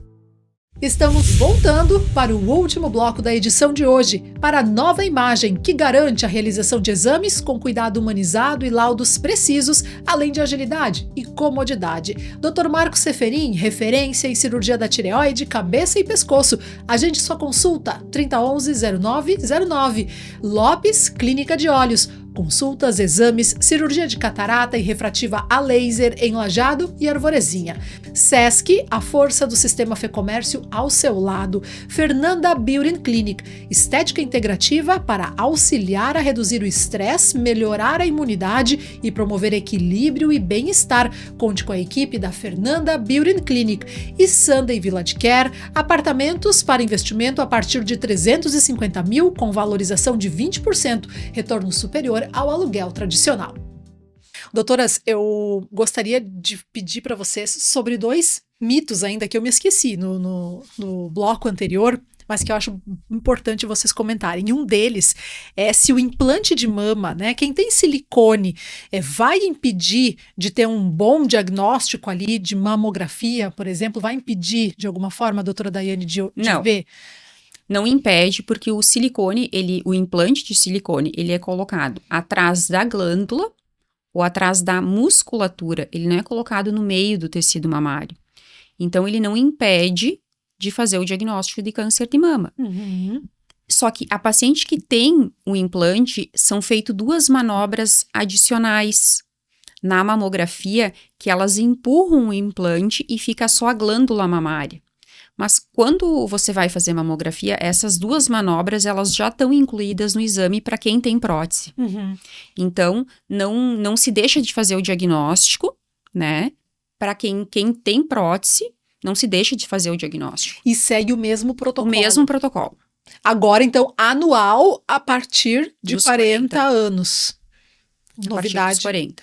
Muito bem. Aí tu falou em manobras, e aí eu já fiquei me lembrando de uma outra dúvida que deve ser muito comum, se as mamografias doem, e se porque elas doem as mulheres não fazem. Assim, 70% das consultas no consultório são por dor mamária. Então, é muito comum a mulher ter dor mamária em alguma fase da vida. O mamógrafo, o que ele vai fazer? A mama, a mamografia, ela é bidimensional. Então, o que ela tem que fazer? Ela vai ter que comprimir a mama, tá? Para poder espalhar o tecido mamário e não deixar com que fique algum tecido junto que ache que aquele tecido possa ser um nódulo. Então, a mamografia ela vai comprimir a mama para espalhar o tecido mamário. Uhum. E essa compressão, ela pode causar um desconforto na mama. Vai ter um desconforto. Vai ter um desconforto, e na questão da musculatura, porque atrás da glândula mamária a gente tem 2 músculos, que são os peitorais. Então, ela vai pegar bem no peitoral, tanto em cima quanto embaixo. Só que o aparelho de mamógrafo, ele vai até um ponto, ele não vai apertar, ele trava o aparelho, os aparelhos de mamógrafo. Então, tem pacientes que têm mais sensibilidade, essas pacientes, sim, vão ter mais queixa de dor depois do exame ou na hora de fazer o exame. O que eu digo para as pacientes que menstruam, fazer o exame depois da menstruação, não antes de menstruar. Só que isso impacta em quê? Em conseguir horário para fazer o exame, programar para fazer o exame naquele período logo depois da menstruação. É complicado para marcar o exame. É verdade. Né? Então, fica complicado, mas é um exame que ele vai te dar um desconforto, mas é um exame rápido, né? É um exame muito simples de se fazer. Mas tu não pode dizer que é isento de dor. O paciente vai ter um desconforto, e quem tem dor mamária vai ter mais ainda. E esse desconforto não significa que vai causar um problema depois. Não, mamografia não vai causar, e nem em relação à prótese vai causar. Que a paciente acha que vai apertar a prótese de mama e vai a prótese, vai estourar, vai explodir a prótese. Não, ele não vai ocasionar nada com a prótese. Então não tem risco. Não tem risco. Muito bem. Doutoras, o que vocês têm ouvido, lido, né, e visto aí de novidades que devem chegar para nós em termos de diagnóstico ou de tratamento, né? O que está por vir aí de novidades que seria um benefício para os pacientes e mesmo para vocês, para facilitar o trabalho de vocês enquanto profissionais? São várias linhas, né, que a gente tem aí para pensar em novidades. Então, uma das coisas que eu acho que a gente vai ter uma mudança é em relação à solicitação e interpretação de testes genéticos, tá? Quando a gente fala em relação a ter a avaliação desse risco herdado das pacientes, tá? Tem alguns dados mais recentes mostrando que, por exemplo, no Brasil a gente pode ter até... A doutora Dani tinha falado entre 5% a 10%, mas talvez para o câncer de mama, nas mulheres, a gente tenha um dado até de chegando a 15%, 18% das mulheres com o componente hereditário. E por que talvez isso, né? Porque a gente está investigando mais essas mulheres. Anteriormente, a gente não tinha o acesso, né, tão direto a painéis genéticos. Hoje em dia, esses painéis para avaliar hereditariedade, então, são feitos com amostra de saliva e eles estão muito mais ao acesso dos pacientes. Muitos laboratórios parcelam, então o paciente se organizando, ele consegue ter acesso, né? Anteriormente isso era uma coisa inatingível, digamos, há 5, 10 anos atrás. Agora já é bem mais factível. Uma das novidades, eu acho que além de olhar só esses genes pontuais que a gente está acostumado a escutar nos congressos, a gente vai ter scores que a gente chama de risco poligênico, ou seja, a gente vai avaliar muitos genes. Nem sempre só esses genes que impactam em mudança grande do risco. Por exemplo, se a gente fala de um gene lá BRCA, né, que é aquele gene da Angelina Jolie, sim, né? Verdade. As pacientes que carregam a mutação do BRCA podem chegar até 70% do risco de câncer de mama, só por ter dado esse gene, um único. E o que vai vir, né, é muito relacionado a avaliar vários genes. Então, a gente vai fazer scores, vai avaliar muito mais genes do que a gente avalia hoje, e alguns que têm pequena porcentagem de risco para paciente, só que às vezes eles somados, vários genes de pequeno risco, a gente vai conseguir estratificar melhor cada mulher. Então, a medicina individualizada não tem mais como a gente brigar contra ela, né?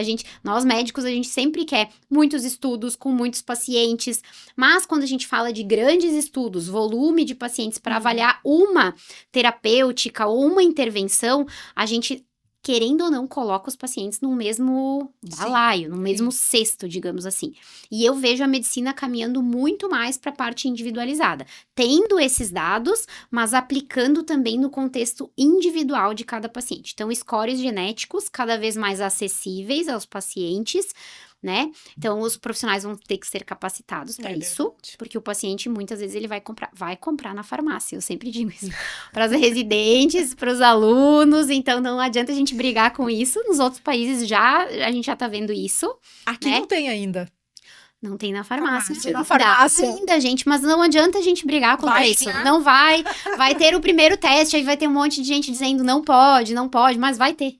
Entendeu? Vai ter. Porque o paciente quer acesso à informação, quer se conhecer. Então, assim, o profissional vai ter que estar capacitado. Então, testes genéticos, testes poligênicos, avaliando muitos genes, tá? Isso vai se tornar acessível e vai ser isso que os pacientes vão querer também fazer, né? Para se entender sua saúde melhor. Os tratamentos, em relação aos tratamentos, a gente tá vindo para essa era daquele remédio que eu falei antes, né, dos anticorpos droga conjugados. Então, cada vez mais, identificar pontos nessas células, nesse câncer, nessas células tumorais que sejam, a gente chama drivers, né, motoristas, né, que dirigem o câncer a se proliferar mais. Descobrindo esses pontos, a gente consegue desenvolver drogas mais alvo-dirigidas, mais específicas, com melhor resposta e menos efeitos colaterais. Então, em relação a tratamento, anticorpos, droga conjugados. Vai lá na célula e entrega para a célula doente a quimioterapia, e não para todas as células do corpo, né? Então, menos efeitos adversos e mais resposta, tá? Que é o que todos gostariam, né? Sim. Isso. Além disso, eu acho, tá, que uma das coisas é o que tu falaste antes, que é a prevenção. Eu vejo pacientes mais orientados em relação a isso, com acesso à informação, e aí a gente fala, a inteligência artificial, como que vai impactar? E muito antes da gente falar sobre inteligência artificial, talvez a gente tenha que falar com a própria comunidade médica e profissionais da área da saúde, que é o paciente vai chegar mais informado. E antes da gente levantar a bandeira dizendo, não, isso não existe, a gente vai ter que entrar no pilar da humildade, né, no pedestal da humildade, e dizer assim, isso talvez eu não tenha conhecimento, eu preciso pesquisar, eu preciso ir atrás e se desenvolver em relação a isso no sentido de entender o paciente como uma saúde global. Eu não consigo fazer isso no meu tempo de consulta no meu consultório. Então, você vai ter que ter uma equipe para trabalhar e desenvolver isso. Mas o paciente não vai mais poder ser visto como um tumor. Isso a gente já vem falando, mas eu vejo que o paciente está cobrando isso na prática. Entendi. Na experiência dele, na experiência do usuário, tá? Então, eu vejo as pacientes com câncer de mama mais informadas, inclusive pacientes mais jovens, mais informadas, com acesso à tecnologia, e o profissional não pode ficar atrás disso. Perfeito. Então, para mim, seriam essas as três, assim, os booms que a gente vai ter. Vai esperar aí do futuro. Futuro breve. Doutora Daiane, tens alguma consideração que tu acha importante? Eu acho que a Lívia falou todas essas considerações, né? Mas como a paciente tá... isso eu acho que acaba não sendo uma novidade, né? Mas toda paciente tem que ser oferecida a questão de preservação de fertilidade, né? Isso a gente bate em cima, né? E aqui no hospital a gente dispõe disso também. Vê que para trabalhar com câncer, a gente não precisa só do serviço de oncologia. É verdade. A gente precisa de um serviço a gente dispõe desse serviço no hospital. E isso, as pacientes hoje precisam disso, elas estão engravidando mais tarde. O câncer de mama está acontecendo mais cedo. E a gente tem que oferecer essa oportunidade para a paciente. A gente não pode perder que ela não consiga engravidar depois. Muito bem lembrado. Essa é uma questão bem importante. Como é hoje, doutora, a senhora pode nos esclarecer um pouquinho desse serviço que é oferecido, por exemplo, aqui no hospital? É um serviço que é oferecido por convênio e particular e convênio, né? Mas a gente tem ótimos profissionais no serviço, né? Na clínica de fertilização do hospital. Então, eu acho que para toda paciente que tem câncer de mama, não tem filhos, né? Ou que deseja ter filhos, eu acho que esse serviço tem que ser oferecido. Que seria a opção de congelamento de óvulos? Congelamento de óvulos. Isso é feito assim, ó, e tem um tempo assim, a gente não vai prejudicar. Esse tratamento, ele não vai aumentar o tumor.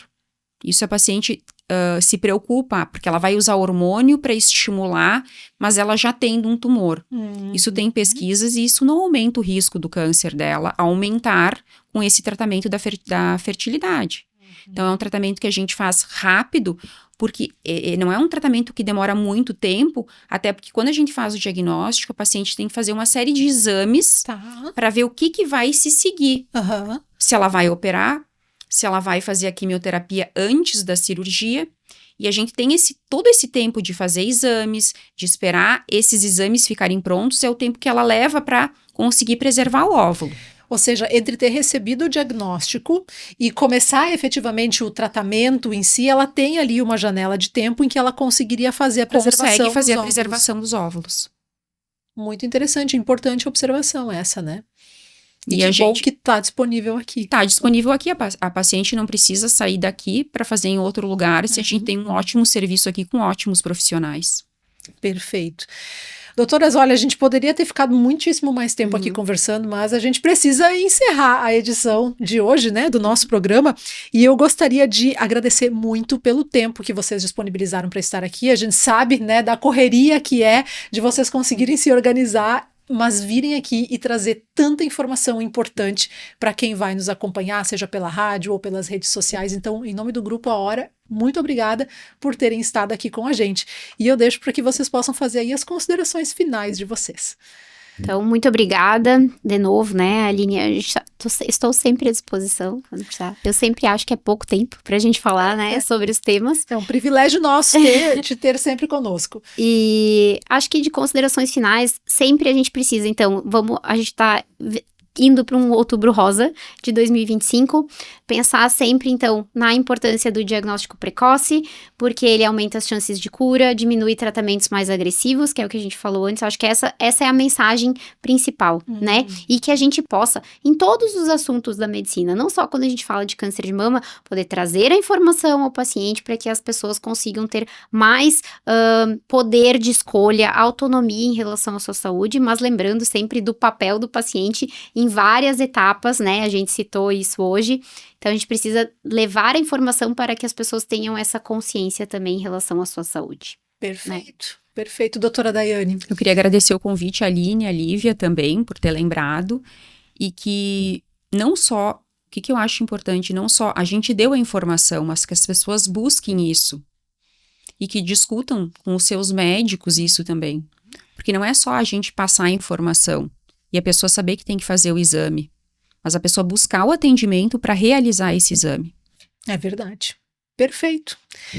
Muito obrigada, doutoras. Muito obrigado a vocês que nos acompanharam até aqui, seja pela rádio ou pelas redes sociais. Se esse conteúdo foi relevante para você, vai lá no YouTube, curte, compartilha para que mais pessoas possam receber essas informações. E lembrando ainda que este conteúdo e outros de saúde você encontra no caderno Pessoas e Bem-Estar, encartado no Jornal A Hora deste final de semana. Uma nova edição do Saúde em Dia volta no próximo sábado. Até lá!